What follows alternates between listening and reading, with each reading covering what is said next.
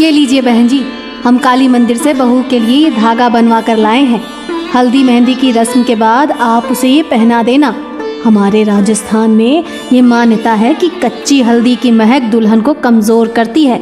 आप इस बात का ख्याल रखना। हल्दी की रस्म के बाद घर से बाहर ना जाने देना बहू रानी को। आप चिंता मत कीजिए बहन जी, हम आज ही मेघा को ये धागा बांध देंगी। किसी की बुरी नज़र नहीं पड़ेगी उस पर। आपकी अमानत बनकर रहेगी अब वो 5 दिन के लिए। सगाई के बाद मेघा की हल्दी और मेहंदी की रस्म हुई और फिर साहिल बारात लेकर उनके दरवाजे पर पहुंच गया। विदाई के बाद 8 घंटों का सफर है। अपने साथ सभी जरूरी चीजें रख ली थी ना तुमने? सबसे पहले हमारी पुश्तैनी हवेली में तुम्हारा गृह प्रवेश होगा। वहां पर कुछ दिन रहकर रस्में पूरी करनी है। उसके बाद अपने जयपुर वाले घर लौट आएंगे हम सब। हाँ बाबा, सब रख लिया है मैंने, तुम बिल्कुल भी टेंशन मत लो। मेघा अपने ससुराल जाने के लिए बहुत एक्साइटेड थी। साहिल की पुश्तैनी हवेली, शाही रस्में, गृह प्रवेश, सब एक सपने की तरह लग रहा था उसे। लंबा सफर करके वो अपने गांव पहुंच चुके थे। वाओ, कितना सुंदर है ये सब। यहाँ तो सब हवेलियाँ ही नजर आ रही हैं। रुको रुको प्लीज, मेरी पिक्चर्स लो ना उसके साथ। मेघा ने गाड़ी रुकवाई और दौड़ते हुए एक सुनसान सी हवेली का दरवाजा खोलकर उसके अंदर दाखिल हो गई। मेघा के उस सुनसान हवेली के आंगन में पैर रखते ही पीपल के पेड़ पर बैठे सैकड़ों चमगादड़ एक साथ आसमान की ओर उड़ गए और बाहर आंगन में लगा झूला एकाएक खुद से ही हिलना शुरू हो गया। क्या करती हो तुम? ऐसे कहीं भी नहीं चले जाते हैं। भूलो मत, तुम नई दुल्हन हो और ये हवेली नहीं खंडहर है। कोई नहीं रहता यहाँ। आगे से यहाँ आना नहीं इधर। अभी चलो। क्या हुआ? भूत देख लिया क्या तुमने? ऐसे क्यों रिएक्ट कर रहे हो? अरे बाबा, बस एक फोटो ही तो क्लिक करवाना चाह रही थी मैं। प्लीज लो ना। मेघा को जिद पर अड़ा देखकर साहिल कैमरे से उसकी एक फोटो क्लिक कर देता है और उसे लेकर गाड़ी में बैठ जाता है और गाड़ी उसकी हवेली की ओर चल पड़ती है। राशि, जल्दी से फूलों के थाल, आरती और कलश लेकर आओ, बहू रानी आ गई हैं। साहिल की माँ मालिनी बहू मेघा का जोरदार स्वागत करती है और उसे कलश पैरों से नीचे गिराकर घर में प्रवेश करने को कहती है। मासा की बात सुनकर मेघा कलश को एक टक घोरने लगती है और फिर अपने बाएं पैर से कलश को उल्टी दिशा में गिराती है, जिससे चावल घर से बाहर की ओर बिखर जाते हैं। ये क्या मूर्खता है बहू, अपशगुन कर दिया तुमने। बहू लक्ष्मी होती है और चावल सौभाग्य का प्रतीक माना जाता है। इसीलिए कलश को दाएं पैर से अंदर की ओर गिराते हैं ताकि लक्ष्मी घर में सौभाग्य लेकर प्रवेश करे। और तुमने घर की सुख समृद्धि को बाहर का रास्ता दिखा दिया। ऐसे उल्टी दिशा में कलश कौन गिराता है? अब मासा, जाने दो ना, गलती से हो गया इससे। ऐसी गलती कोई जानबूझकर थोड़ी करेगी। ये लंबा सफर करके थक गई है, इसे आदत नहीं है ना लंबे सफर की। साहिल के बचाव करने पर मासा चुप हो गई थी, लेकिन साहिल के साथ कमरे में अंदर जाते समय मेघा का मालिनी को देखकर मुस्कुराना उसे बहुत अखर गया था। जिस तरह से मुझे टेढ़ी नजरों से देखते हुए ये लड़की मुस्कुराते हुए अपने कमरे में गई है, इसे देखकर साफ पता चलता है इसने वो कलश गलती से नहीं बल्कि जानबूझकर ऐसे गिराया है। लेकिन बहू ऐसा क्यों करेगी? रह रहकर मालिनी के मन में बार बार बहू मेघा की वो रहस्यमयी सी हंसी और कलश का गिराना घूम रहा था। अगले दिन सुबह, साहिल, तुम जाकर पंडित जी को लेकर आओ, कुछ रस्में करानी है और बहू को कहना जल्दी से तैयार हो जाए। साहिल मेघा को तैयार होने के लिए कहकर पंडित जी को बुलाने चला जाता है। अरे मैंने साहिल से कहा था कि बहू को जल्दी तैयार होने को कहो, और यहाँ 2 घंटे बीतने जा रहे हैं लेकिन बहू अभी तक कमरे से बाहर नहीं आई। मालिनी बहू के कमरे के दरवाजे पर पहुंचकर ठिठक जाती है। अंदर से मेघा के खिलखिलाने की आवाज सुनाई दे रही थी। देखो, कोई आ जाएगा, अभी तुम जाओ। यहाँ हर समय कोई ना कोई मुझ पर नजर रखे रखता है। वैसे भी वो बुढ़िया बहुत घूरती है मुझे। ये साहिल तो घर से बाहर गया हुआ है, बहू बात किसके साथ कर रही है? मालिनी को कुछ समझ में नहीं आ रहा था। बिना कुछ सोचे वो दरवाजा खोलकर कमरे के अंदर दाखिल हो जाती है। अंदर कमरे में कोई नजर नहीं आ रहा था। पूरा कमरा खाली पड़ा हुआ था। अभी तो मुझे बातें करने की आवाज आ रही थी, इतनी जल्दी कहाँ गायब हो गई? मालिनी सोच ही रही थी कि तभी बाथरूम का दरवाजा खोलता है और मेघा अपनी साड़ी सही करती हुई बाहर आती है। अच्छा, तो अब ये दिखाने की कोशिश कर रही है कि ये बाथरूम में थी, लेकिन शायद उसे पता नहीं मैंने सब सुन लिया है। इससे सीधे सीधे पूछने का मतलब है ये साफ मना कर देगी। मुझे इस पर नजर रखनी होगी। मालिनी को बहू मेघा पर शक हो गया था और अब वो सारी बातें खुलकर जानना चाहती थी। कुछ ही देर में रस्में शुरू हो गई और सभी गृह प्रवेश की रस्मों में व्यस्त हो गए। अगले दिन, मेघा, ये कैसी महक है हमारे कमरे में? मुझे तो सांस लेने में भी मुश्किल हो रही है। सर भारी हो रहा है, लगता है अभी उल्टी हो जाएगी। अच्छा, मुझे तो ऐसा कुछ भी महसूस नहीं हो रहा। साहिल ने देखा कि मेघा के हाव भाव कुछ बदले बदले से नजर आ रहे हैं। वो बात कहते हुए एक बार भी साहिल को आंखों से नहीं देख रही थी। उसके चेहरे पर एक अजीब सी मुस्कान थी और वो लगातार अपनी लटों को उंगली में फंसाकर खुद में खोए हुए गुनगुना रही थी। मेघा, मेघा, कहाँ खोई हुई हो? साहिल के जोर से पुकारने पर मानो मेघा होश में आ गई थी। अब कुछ हुआ क्या अभी? साहिल को मेघा कुछ असामान्य लग रही थी, लेकिन अभी उसने उससे कुछ नहीं कहा। कुछ नहीं, एक कप चाय बना दोगी प्लीज? सर दुख रहा है। मेघा रसोई में जाती है और रसोई में खड़े साहिल के बड़े भाई को अपनी लाल लाल आंखों से अजीब तरह से देखने लगती है। क्या बात है मेघा, तुम ठीक हो? मेघा धीमे कदम बढ़ाते हुए विनय के नजदीक पहुंच जाती है, जिससे विनय बहुत अनकंफर्टेबल फील कर रहा था। ये लो, कुलदेवी का प्रसाद है, मैं वही देने के लिए यहाँ आया था। विनय प्रसाद जैसे ही मेघा के हाथ से छुआता है, वो एक दोहरी सी आवाज में चीख कर वहां से भाग जाती है। इससे पहले कि विनय कुछ समझ पाता, उसने देखा सामने से मेघा रसोई में आ रही है, लेकिन इस बार जेठ को रसोई में देख उसने पल्लू से सर ढक लिया था। माँ, आपको ये लड़की कुछ अजीब नहीं लगती? कभी पल्लू ठीक करती है, कभी आकर चिपकने लगती है, पता नहीं कैसे संस्कार है इसके। विनय अपनी माँ को रसोई में हुई घटना बताने लगता है। अरे एक नंबर की चरित्रहीन लड़की पल्ले पड़ गई हमारे। छी, तुझे आकर छूने की कोशिश कर रही थी। नई बहू की इस हरकत को जानकर मालिनी के पैरों तले जमीन सरक गई थी। पहले मैंने उसे कमरे में किसी से बात करते सुना, और अब ये घटना। कैसी सड़क छाप लड़की आ गई है इस घर में। मुझे नजर रखनी होगी इस पर, वरना खानदान की नाक कटवा देगी ये लड़की। आधी रात का समय था। मालिनी को अपने कमरे में ठंडक का एहसास होने लगता है, जिससे उसकी नींद टूट जाती है। खिड़की की ओर नजर डालने पर उसे एक साया कांच के उस ओर से गुजरता हुआ नजर आता है। इतनी रात को कौन टहल रहा है हवेली में? मालिनी बिस्तर से उतरकर धीरे से कमरे का दरवाजा खोलती है तो देखती है मेघा तेज कदमों से अपने कमरे की तरफ जा रही है। कहाँ से आ रही है ये इतनी रात को? आखिर चल क्या रहा है इसके मन में? मालिनी अब हर समय बहू मेघा पर नजर रखने लगी थी। मैम साहब, चूड़ी वाला आया है। आपने नई दुल्हन के लिए राजस्थानी चूड़ा मंगवाया था क्या? मेघा, जाओ पसंद कर लो चूड़ा, मैं आती हूँ 2 मिनट में। 2 मिनट भी नहीं बीते थे कि मेघा सीढ़ियां उतरती हुई मालिनी के पास आती है। मासा, आपने बुलाया? मैं जरा बाथरूम में थी। बाथरूम में थी? अभी तो तुम बाहर चूड़ा लेने गई थी ना। तुम्हारा दिमाग ठीक है? इतनी जल्दी तुम सीढ़ियों से ऊपर जाकर वापस नीचे कैसे आ गई? मैं तो अभी आ ही रही हूँ ऊपर से। कौन सा चूड़ा? मालिनी दौड़ते हुए बाहर आंगन की ओर जाती है, लेकिन वहां उसे कोई नजर नहीं आता। ये कैसे हो सकता है? अभी तो तुम बाहर निकली थी, फिर छत से कैसे आई?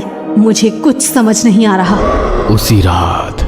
माँ, मैं एक दोस्त की शादी में जा रहा हूँ, कल लौटूंगा, आप ख्याल रखना अपना।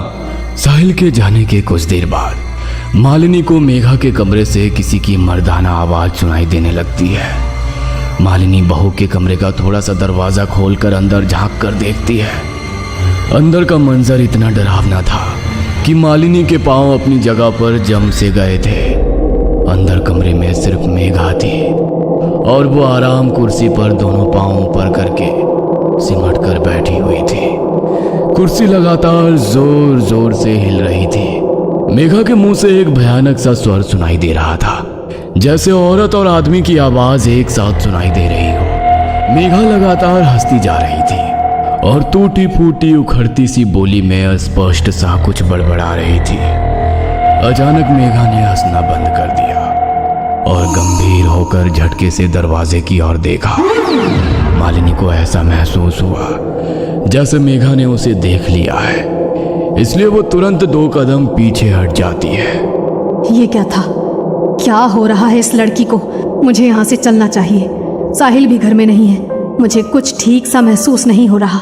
मालिनी नीचे आकर अपने कमरे का दरवाजा बंद कर लेती है, लेकिन रह रहे कर उसे बहू का वो हंसना और खुद को घूर कर देखना याद आ रहा था। मालिनी अपने कमरे में बिस्तर पर सिमटी बैठी थी कि तभी उसके दरवाजे पर दस्तक हुई। इतनी रात को कौन आया होगा?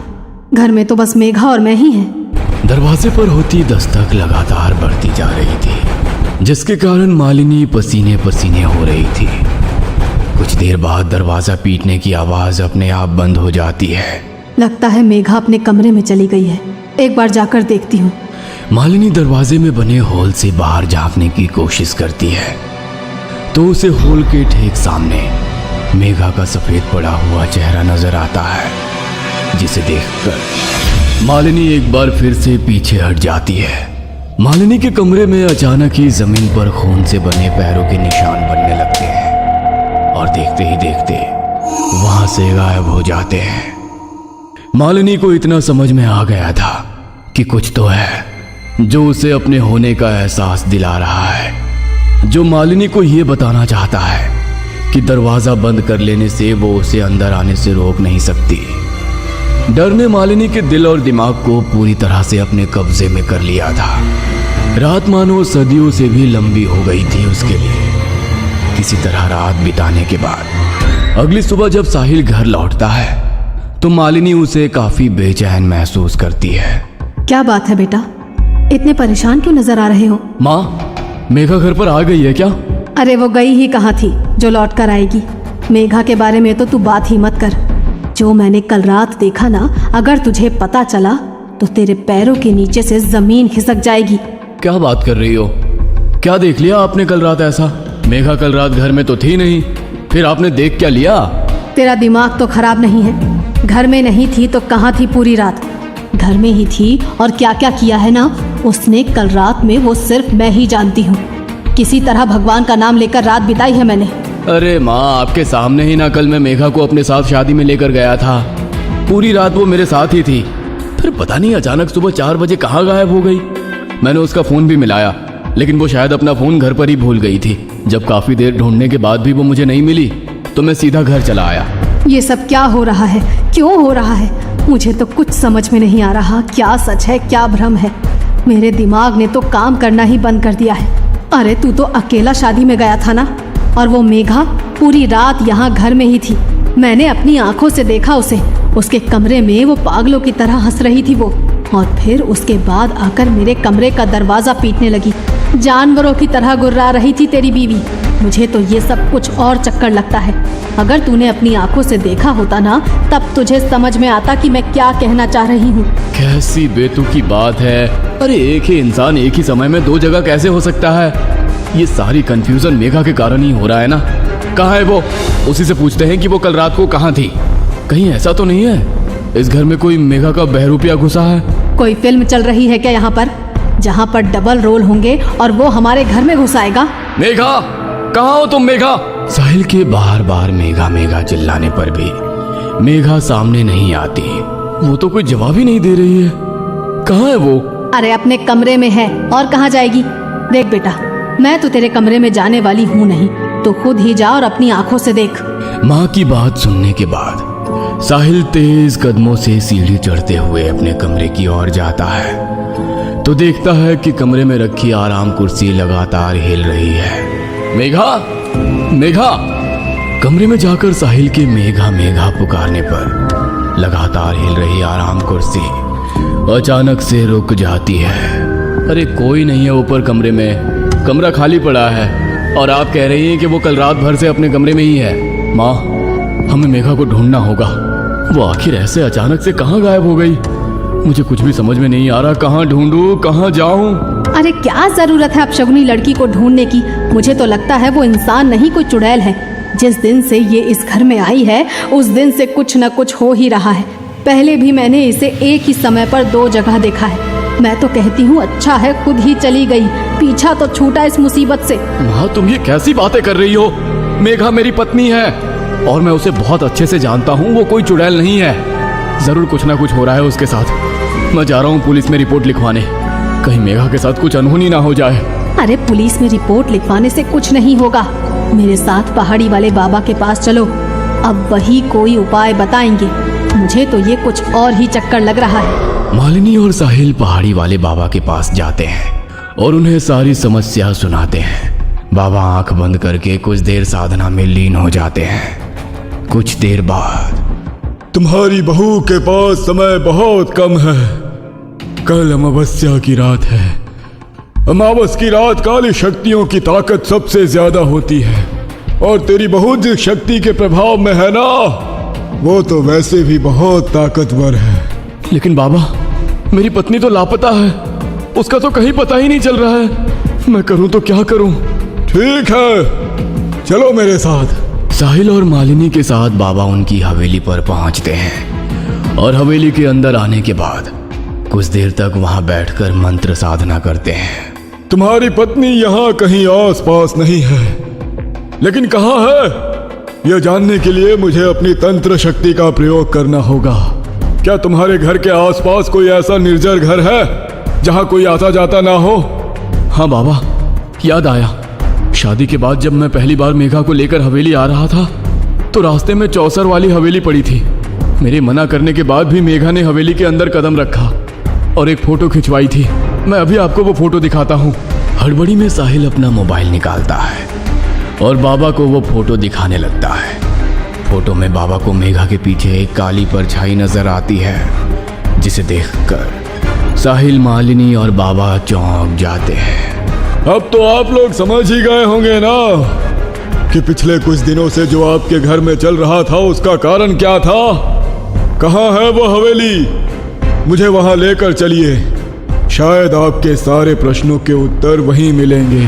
साहिल और मालिनी बाबा को उनके घर से कुछ कदमों की दूरी पर बने चौसर वाली हवेली में ले जाते हैं। पूरे गांव में ऐसी अफवाह थी कि हवेली में कुछ तो ऐसा है जिसके कारण वहां हर समय मनहूसियत पसरी रहती है। हवेली में रहने वाला परिवार बरसों पहले हवेली को वीरान छोड़कर यहां से पलायन कर गया था। बाबा, साहिल और मालिनी हवेली में पहुंचते हैं तो देखते हैं कि मेघा चौसर वाली हवेली में लगे झूले पर झूल रही है और लगातार हंसती ही जा रही है। जैसा मैंने सोचा था, इसका मतलब मेरा अंदाजा बिल्कुल सही था। आप लोग पीछे हट जाइए, मुझे पता है कि मुझे क्या करना है। बाबा नमो नारायण भगवते वासुदेवाय कहते हुए हवेली का दरवाजा खोलकर धीरे धीरे मेघा की ओर बढ़ने लगते हैं। साथ में लाए हुए सिंदूर से वो झूला झूल रही मेघा के चारों ओर एक घेरा बनाते हैं और फिर मंत्र पढ़ते हुए लगातार पानी की छींटें उसकी ओर मारने लगते हैं। बाबा के लगातार मंत्र पढ़ते जाने के कारण मेघा जमीन में बैठकर जोर जोर से चिल्ला रही थी। ये क्या हो रहा है मेरी मेघा को? बाबा, वो ठीक तो हो जाएगी ना? मुझे लग रहा है उसे बहुत तकलीफ हो रही है। बाबा इशारे से साहिल को पीछे रहने के लिए कहते हैं और लगातार मंत्रों का जाप करते रहते हैं। कुछ देर के बाद मेघा निहाल होकर जमीन में गिर गई थी। बाबा इशारे से साहिल को मेघा को उठाने के लिए कहते हैं। साहिल गोद में उठाकर मेघा को हवेली से बाहर निकल आता है। मेघा के हवेली से बाहर आते ही बाबा हवेली के दरवाजे पर मंत्र पढ़ते हुए एक नक्शा सूत्र बांध देते हैं और एक धागा मेघा के गले में भी पहना देते हैं। आपकी पत्नी अब खतरे से बाहर है, लेकिन ध्यान रहे, मेघा तो क्या, गांव की कोई भी महिला इस हवेली के आसपास ना आने पाए। जानना नहीं चाहोगे कि आखिर तुम्हारी पत्नी के साथ क्या हुआ था? इस हवेली में एक शक्तिशाली जिन्न का साया है।